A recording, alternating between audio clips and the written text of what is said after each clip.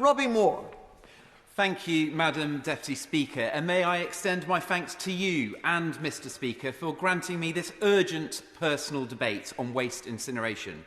But before I get going, may I declare to the House that my family run and operate a plastic recycling business. So there is much to cover in this debate. So in the short time which I have, I want to specifically talk about the Aire Valley Incinerator, which is due to be constructed in my constituency. On the 8th of December last year, the Environment Agency made a decision to award an environmental permit for a waste incinerator to be built in Marley, right on the outskirts of Keighley. The scheme was originally awarded planning consent by our local authority, Bradford Council, back in early 2017. And this decision was in spite of huge local opposition. Opposition which had been led for many years by the Aire Valley Against Incineration campaign team, who are an excellent group. And, Madam Deputy Speaker, I must, at this early stage in the debate, give my particular credit and extend my personal thanks to Simon Shimbles and Ian Hammond, who are part of the campaign team and who have been working closely with me throughout the many conversations that I have, so we can collectively raise our concerns.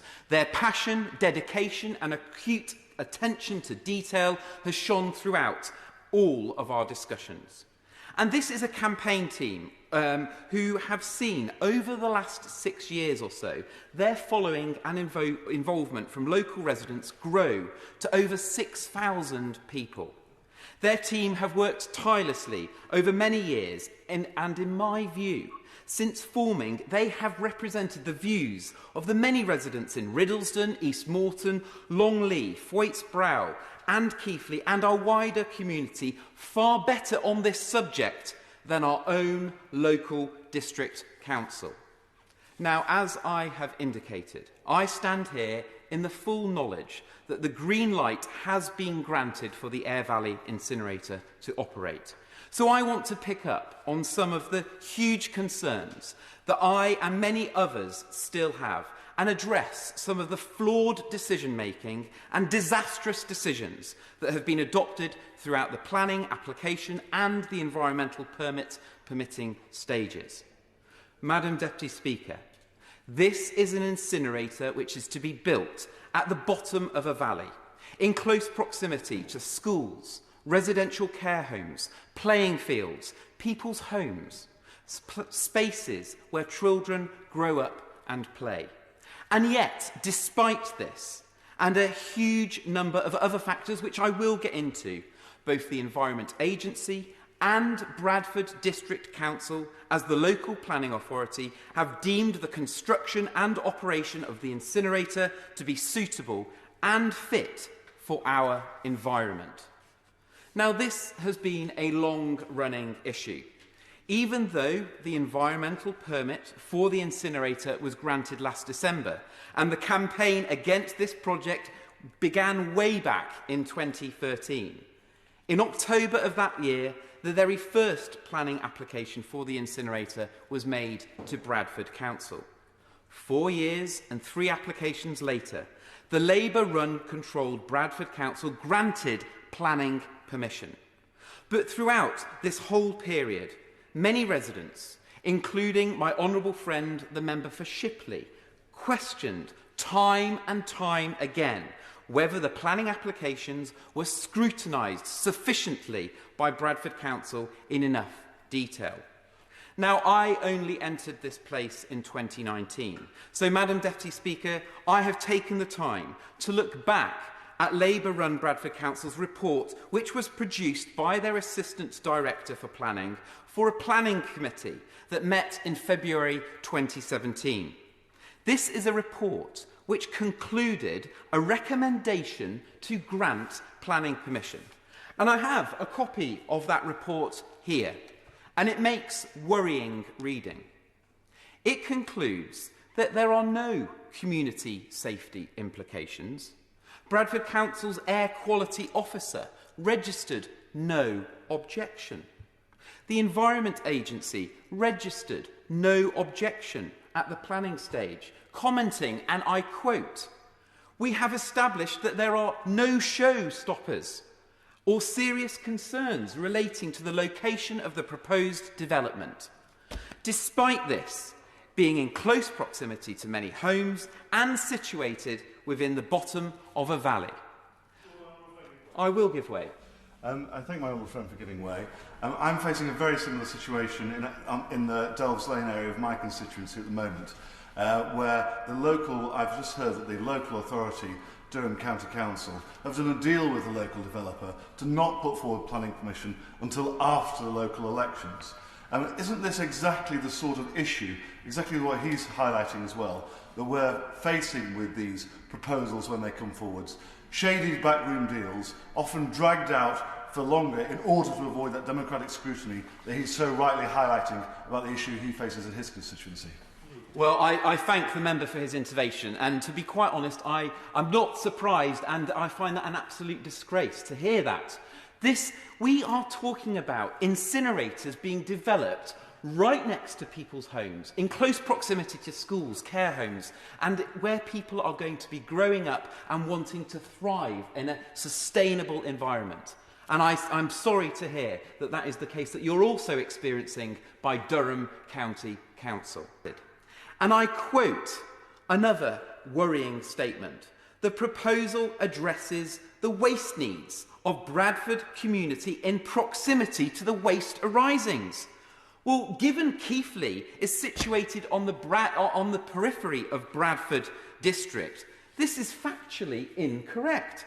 So I say to Labour-run Bradford Council, Keighley will not be treated as your dumping ground. This report goes on, and I quote, "The proposal enhances the environment," and wait for it, Madam Deputy Speaker, promotes recycling. Madam Deputy Speaker, this is complete and utter nonsense. How on earth can burning waste be classed by Bradford Council as enhancing the quality of the environment, when it is known that particulate matter such as sulphate, nitrates, ammonia, sodium chloride and black carbon enter the atmosphere from such a process? I can only conclude that the Council must be taking us in Keighley for fools. And then to go on and say that the incinerator which burns waste promotes recycling, well, this goes beyond taking the biscuit. So, following Bradford Council's planning approval, the applicant, Endless Energy, applied to the Environment Agency for an environmental permit, triggering a two-stage consultation process, with the second consultation taking place just last year. The Environment Agency promoted that they were minded to approve the permit. Again, all this in despite of the valid concerns being raised by residents, the Aire Valley Against Incineration campaign team, my honourable friend, the member for Shipley, and myself. And if that wasn't bad enough, the Environment Agency decided to hold their supposedly open and transparent consultation right in the middle of a pandemic. A consultation, I might add, Madam Deputy Speaker, that took place wholly online, denying my residents with no digital connectivity or internet access the ability to contribute. This consultation contained over 50 documents for the general public to review. Yet, due to the pandemic, these documents were not made publicly available in local libraries or community spaces as one would typically expect. I raised my concerns and, admittedly, extra time was granted by the Environment Agency for the consultation, but the stark reality is members of the public from my constituency and beyond were given an inadequate chance to properly scrutinise the proposals and properly comment on the very concerns regarding air quality that they had originally raised. And Madam Deputy Speaker, I want to provide some clear examples of the Environment Agency's failings to be open and transparent throughout this process. The campaign team experienced significant delays in requesting freedom of information requests. Under the terms of the FOI regulations, the Environment Agency are required to reply within 20 working days. The worst example experienced by the campaign team was a delay of 4 months. This is completely unacceptable. This resulted in lost opportunity to carry out proper scrutiny of the applicant's information. A second example, there were missing documents that were not made available to the public at the start of the second consultation. Copies of all 5 of the EA's 5 notices sent to the applicant were admitted, meaning that the public could only see the answers from the applicant, but not the questions that the Environment Agency asked. These missing documents were only then made available when I and the campaign team asked for them. To be frank, Madam Deputy Speaker, this is shoddy work, and I cannot express my frustration and anger enough from a regulatory body. And I am very pleased, exceptionally pleased, that our Environment Minister, who I know deeply cares about ensuring our regulatory bodies do their job properly, is listening and is able to take on board the challenges that we have faced. My constituents deserve much better. The potential impact on people's health from the incineration process cannot be ignored. In a 10-page submission that the Honourable Member for Shipley and I jointly submitted to the Environment Agency, we raised the following concerns. Issues about the inadequate and unfair consultation process itself. Concerns about noise and odour pollution. The very fact that the incinerator is built at the bottom of a valley and the resultant challenges of the topography and the resulting implications emissions can have on public health as a result of temperature or cloud inversions. Concerns that modelling of pollution data used unreliable data. And Madam Deputy Speaker, I will give you an example. Data was used by the Environment Agency from the Bingley weather station. Well, the Bingley weather station is located 262 metres above sea level, whereas the proposed Aire Valley incinerator is situated at roughly 85 metres above sea level. This discrepancy in evaluation means that the estimated dispersal of emissions from the incinerator is based from information from a weather station which is significantly raised, which is at a significantly raised position where wind speeds behave much differently from those experienced at the bottom of the Aire Valley. We raised concerns about the proposed monitoring of emissions and any enforcement action which is likely to follow. We raised issues about the stack height. The incinerator is only proposed to have a stack height or a chimney height, Madam Deputy Speaker, of 60 metres. But yet other comparable incinerators have stack heights that are far higher, where emissions would be better dispersed. Madam Deputy Speaker, I could continue. The list goes on. But perhaps the most significant of our concerns is the impacts the incinerator will have on human health, on air quality. The Minister will be aware that back in 2018 and 2019, Public Health England funded a study to examine emissions of particulate matter from incinerators and their impact on human health. The study found that whilst emissions from particulate matter from waste incinerators are low and often make a small contribution to ambient background levels, they make a contribution nevertheless. And of course, there are many variable and influencing factors, such as the stack height, the surrounding topography, the feedstock, the microclimate, and again, the list goes on, Madam Deputy Speaker. Residents are quite rightly concerned about air quality, and I share their concerns.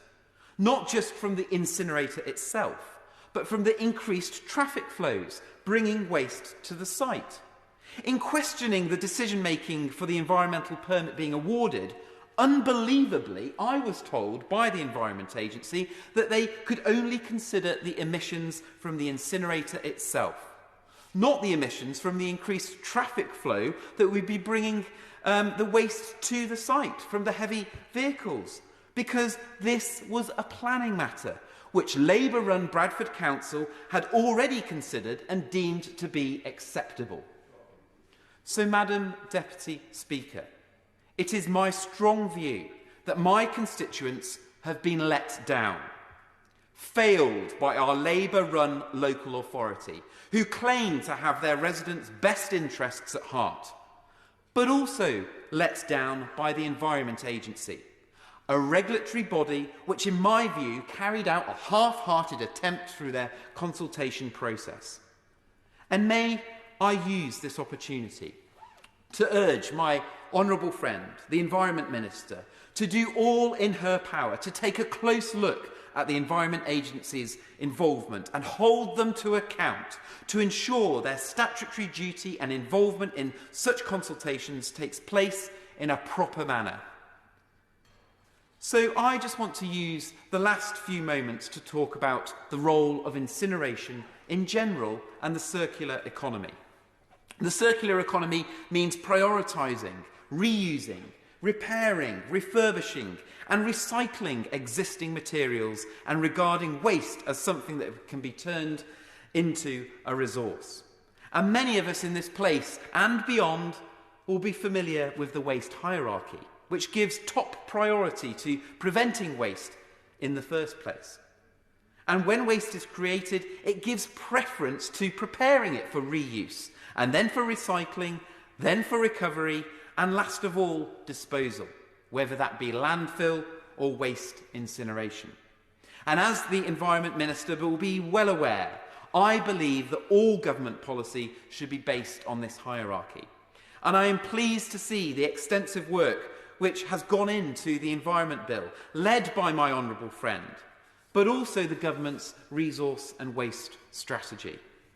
I was very proud to sit on the Environment Bill Committee and see that piece of legislation work its way through this House, and I look forward to getting involved in more of the debates as it comes back to this chamber. It is my firm view that if we are serious about truly investing in our circular economic model, then we must, as a country, incentivise reuse, recovery and recycling practices. I, of course, appreciate that some waste simply cannot fall into these categories, but we must do all we can to discourage incineration and landfill practices as the preferred option. Now that brings me on to the introduction of an incineration tax, something which I have raised in this place before, and I commend this option going forward. Unlike incineration, landfill is already subject to a tax, and an incineration tax could work in a similar way. It will be a fiscal de-incentivisation to incineration and lead more innovation in other practices, such as recycling. And of course, an incineration tax is not something new or radical. Other countries have already adopted it, such as the Netherlands, Sweden and Austria. Madam Deputy Speaker, we owe it to the next generation to ensure that the planet is less safe and in a much better place than we found it. However, building more incinerators, such as the Aire Valley incinerator, the one in my constituency, goes against everything we are trying to achieve. And I know that many, many other colleagues from across this House are of the same view. I suspect it will be a couple of years before the Aire Valley incinerator is built and becomes operational, and I dread that date. But I wish to reassure all residents in my constituency that the campaign to stop this is by no means over, and I will do all that I can to ensure that I make sure that their voice is heard. And I will do all that I can to ensure that the operator and those overseeing them, Labour-run Bradford Council and the Environment Agency, are watched like a hawk, and I will ensure that their actions are scrutinised at every step of the way. Thank you, Madam Deputy Speaker. Minister Rebecca Parr. Thank you, Madam Deputy Speaker, and so good as ever to see you in the chair. And my goodness, Madam Deputy Speaker, that was a fiery presentation on, I'm not joking about this, on a very hot topic. And I actually expect nothing less from my honourable friend from Keighley and Ilkley, because he's actually spoken to me many times about this issue, and I know it's something he wanted very much to bring to our attention here in this chamber. And he's certainly done that in respect of this proposal in the Aire Valley in his constituency, and the anticipated incinerator, which would deal with 148,000 tonnes of commercial, industrial and municipal waste, expected to be operational in a few years' time. And but I want to start, though, before going into any detail about the particular proposal, that my views haven't changed at all, Madam Deputy Speaker, from when I've spoken about this, which I now have done many times before in other debates that my honourable friend has also taken part in, and that is that the government's attention remains very firmly on exactly what my honourable friend was talking about towards the end of his speech, his very eloquent speech, which was the intention to focus on reducing, recycling, reusing, and indeed cutting down on all waste, and moving to the circular economy he is referring to. This is absolutely the direction of travel, and we have the targets in place to enable us to do that now effectively. We have got a raft of targets, actually. We have got targets to increase overall recycling rates to 65% by 2035. We've got targets to avoid for zero avoidable waste by 2050. We have got a target of 10% or less to landfill by 2035, and we've got a lot of measures in the Environment Bill which will move us in that direction. Not least, I went before the Environment Audit Select Committee literally just now to talk about one of these packaging reforms, the deposit return scheme, which will really contribute towards driving us in that direction of cutting down waste. And we launched the consultation on that, Madam Deputy Speaker, I'm so pleased to say, today.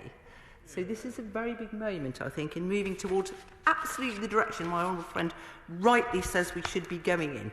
I then want, for the purposes of clarity, to reiterate what he has already said, that it was the Labour-run City of Bradford Metropolitan District Council that granted this planning permission. It was back in 2017. And also, just to say, out of interest, that council sends 58.4% of its collected and managed waste for incineration. Interesting. So, I'm now going to talk about this Aire Valley permission, but I do also want to set out step by step the steps actually that the Environment Agency has taken following that planning permission to grant its permits. So, in September 2018, Endless Energy Limited applied to the Environment Agency for an environmental permit to operate an energy from waste site on the Aire Valley Road. The agency's technical assessment of the application began shortly afterwards, shortly after receiving the application, and it has held its first public consultation between the 1st of November and the 13th of December 2018, and the 2,000 comments were received during that consultation. Then the agency consulted further on its draft decision between the 8th of June 2020 and the 12th of August 2020, i.e. last year, and it received 1,600 comments. Now, I take the points that my honourable friend actually made pretty vociferously, that there were some documents missing on the first consultation. I'm not going to beat about the bush about that. He pointed that out, but the EA duly, it was an admin error, duly reacted, put them in and extended the consultation. I think he'll agree that did happen.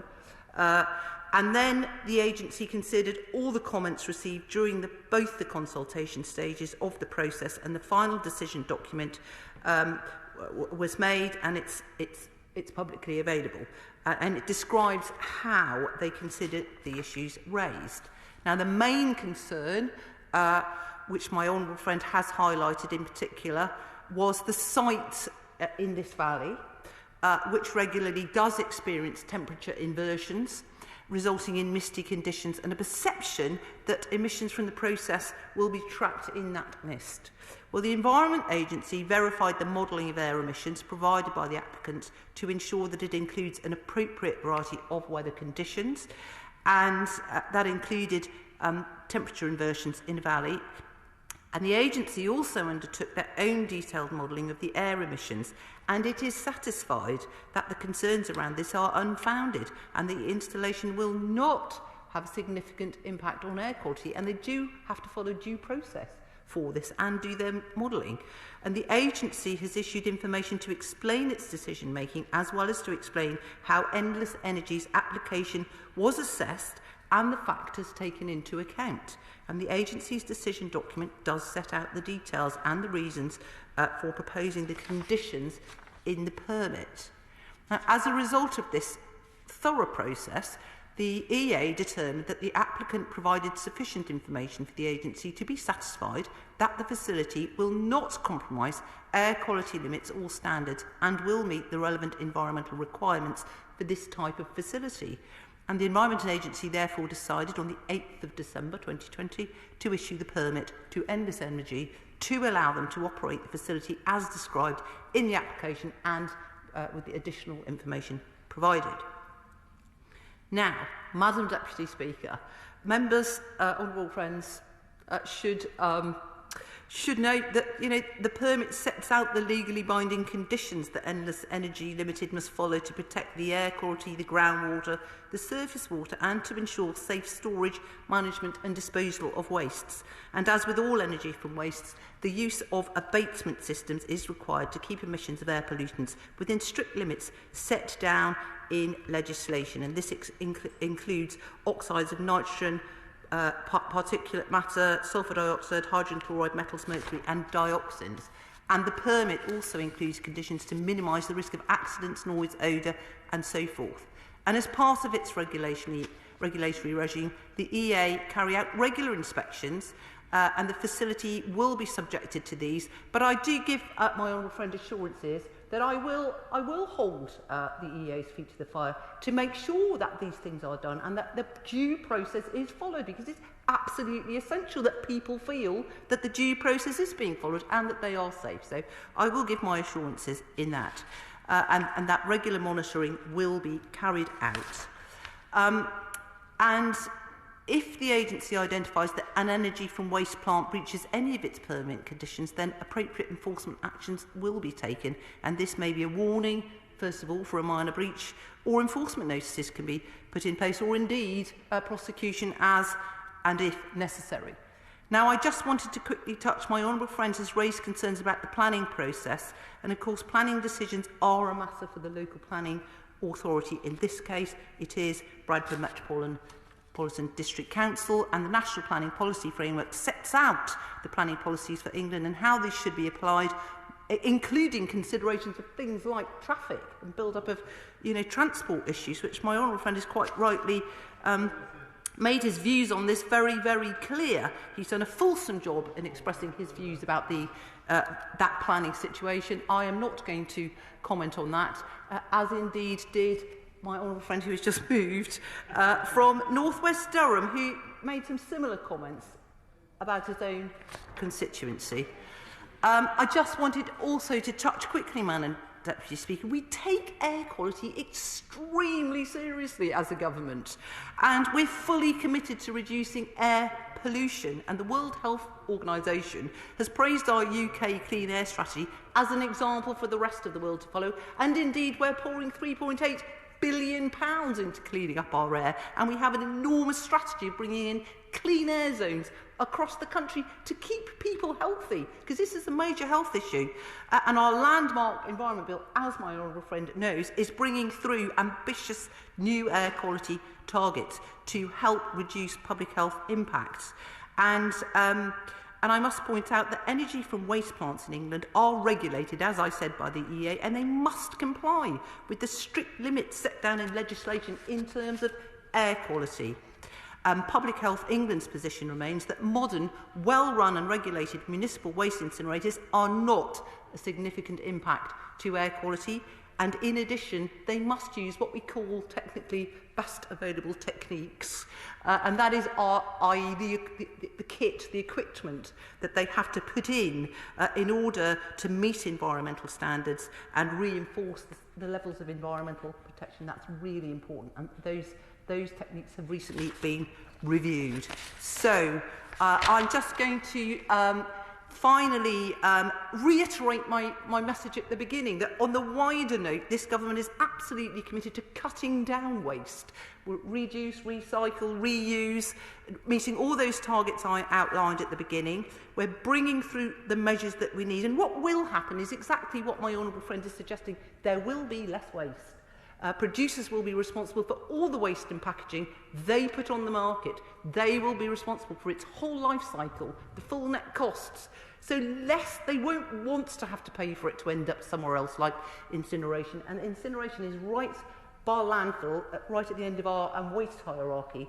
And the aim and the ambition is to have less and less going there. There will always be some that will have to go to these lower ends of the waste hierarchy. But the key is the incinerators have to be safe, they have to be regulated, they have to be well run. And in a perfect world, all the heat would also be captured from them, so that they not only generate energy from waste, we capture all the other heat that they create. And they should be geared up for that in future. On the tax matter, very quickly, he raised that. That's really a HM Treasury matter. Budget 2018 set out the government's long-term ambition to maximise the amount of waste going to incineration landfill. But if the policies don't deliver this cut in waste, then the introduction of a tax on incineration will be considered. I think I'm going to end there, Madam Deputy Speaker. It was a terrifically vociferous speech. He made his case unbelievably clearly, but hopefully the message I'm giving is we're cutting down on waste, Madam Deputy Speaker, and we certainly take things like air quality extremely seriously.